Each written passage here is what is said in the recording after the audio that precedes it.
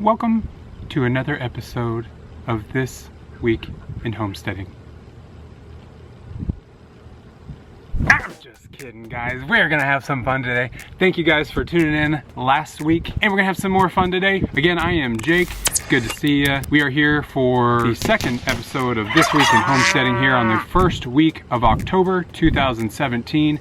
Good to have you here, guys. Let's get going. As we said last week, our goals here are to cover current news. We're going to talk about you. Of course, we're going to have some fun and laugh.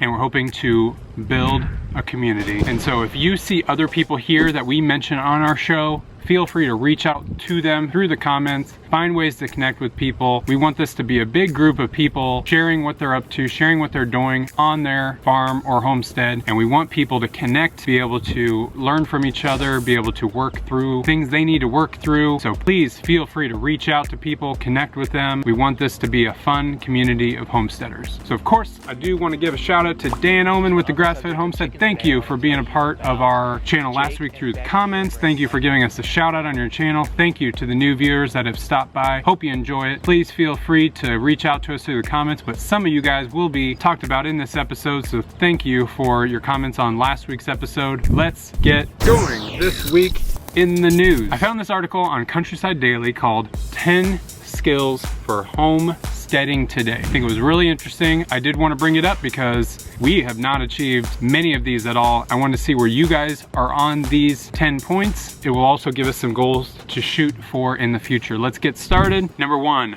learn how to milk a cow or goat. How many of you guys out there have cows or goats? This one I learned as a girl, still love. I was not me, this writer, of course. You can't beat fresh organic milk from your own farm. I completely agree. When we have a property where we can have a milk cow, I know yesterday we talked about getting a meat cow. In the future, we hope to get a milk cow. Can't have one here on this property. There is just not the space in our area of the property, so we are looking forward to having a milk cow in the future. Number 2, learn how to make butter. This one goes hand in hand with milking. Who doesn't love fresh organic butter? No one I know. It's a good comment. All things milk related are things that we're gonna have fun with in the future when we have a milk cow. Number 3, learn how to save your own seeds. This is something we do. Start by choosing the healthiest plants, let them mature in the field.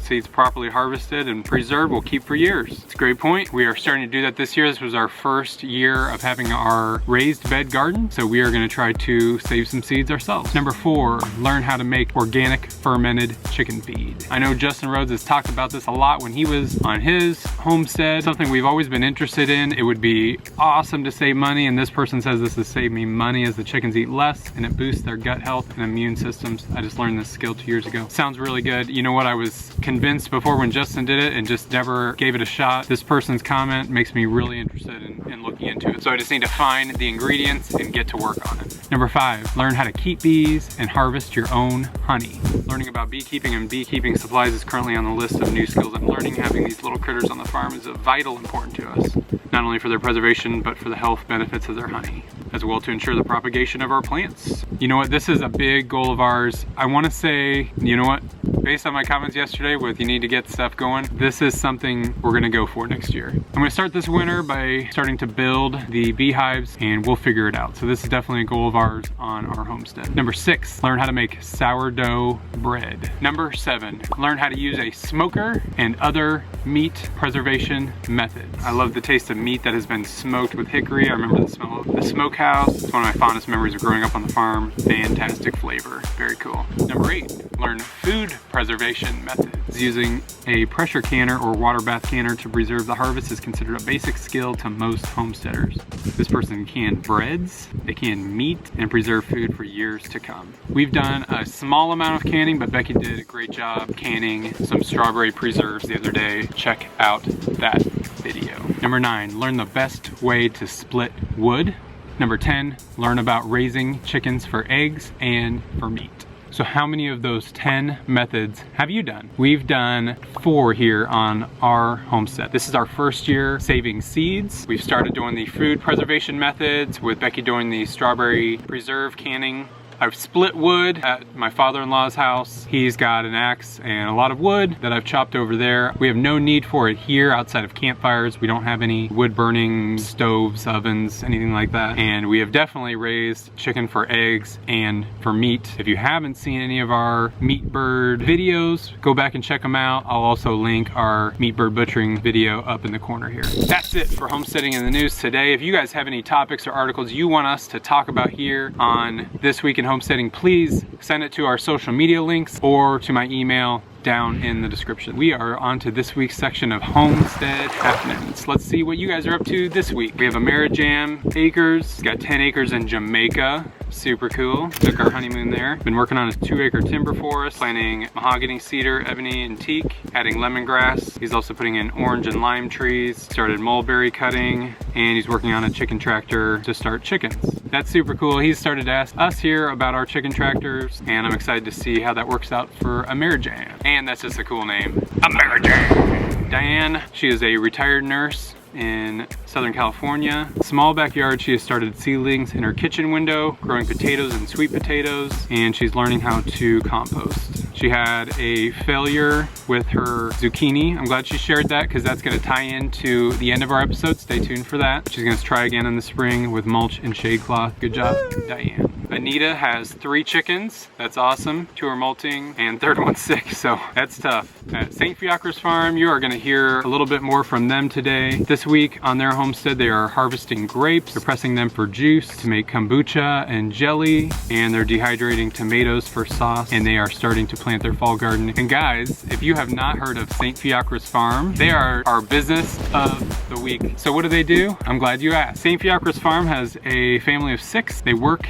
in school and home in Oregon, where they make handcrafted artisan loose leaf teas. Say that 5 times fast. Okay. Handcrafted artisan loose leaf teas, handcrafted artisan loose leaf teas, handcrafted artisan loose leaf teas, handcrafted artisan loose leaf teas, handcrafted artisan loose leaf teas. Some are grown there, some are grown on local farms. They're also opening up an online membership class teaching homesteaders and home gardeners how to grow and use herbs, especially for tea, but also medicinally and for gift giving. Guys, check them out on their website at stfiacres.com, and you can also check out their membership area at growcreatesip.com. The links will be here and also down in the description. They have also been kind enough to create a coupon code for 10% off using the code WHOTH17. Can't remember that? It is White House on the Hill 17 for 10% off their orders. Check them out at their website. They also have a YouTube page. I'll show a little clip of them later on in the show. And guys, if you want to be featured on next week's Business of the Week, please comment below. Let us know what you guys do. We like to feature somebody every week, so you guys are doing business with each other and helping out the community. All right, we are on to the last segment of the show, but I'm gonna need some help from the family to assist me in playing our game. Guys, where you at? Hey guys, how you doing? Good. Good. Good. You guys ready to play the game this week? Yeah. What's that game called? You laugh, you lose. All right, same rules as last week. Let's see what you guys said for the funniest things that have happened on your homestead. And at the end of this, stay tuned for next week's question. All right, so Bill says he once convinced his 5-year-old nephew that chickens were like oranges and that you had to squeeze them to get the eggs out. We got a little sniffle here. I'll give you a half check. The funniest thing that has happened to Jeanette is that Chupa, her Nigerian dwarf doe, tried to butt her way through my sliding glass door. She'd gotten into the house and I was encouraging her to leave with the help of a mop. Funny only because she failed in her attempt. Had she succeeded, we would have had tacos de cabrito for dinner. We think she would have cut herself on the glass and she would have become goat tacos, I think is what you're saying there, Jeanette. Santral says, funniest thing that has happened is when you were feeding a cow, reached into the feed bag with your scoop and 2 mice ran up your arm. Would you say that's a laugh or was that just a chills? Yeah, chills. Okay, no laugh. Can I tell a funny story? Go ahead. When I was little, I was feeding my pet rabbit. I went to reach into the feed bin and there was a possum in there. That scared me to death. Ooh. Ooh, gross. Alan says, during Justin's visit to John Siskowich's farm, there was a point where John reached down and shook one of the chickens behind, and Justin pointed out, sometimes you are the rooster figure to the hens. Well, for grins and giggles, I gave that a try, and since then some of my chicks will squat when I get close, waiting to be shacked. We have a turkey that does that. Yeah, our turkeys do that. Fellowship of the Green says, funniest thing on the homestead, when you hear noises in the coop, we're hearing them right now actually, and you find your rooster sitting in a nesting box, acting and making noises like he's about to lay an egg. I've seen that before. St. Fiacre's Farm, we've talked about them earlier. They've got a couple clips they wanted me to take a look at. Basically, had to do with chasing animals. Let's look at one right here. Uh-oh, looks like we've got some escapees over here. They busted out of the fence and they're headed up to the barn. So I'm gonna have to go and deal with these guys.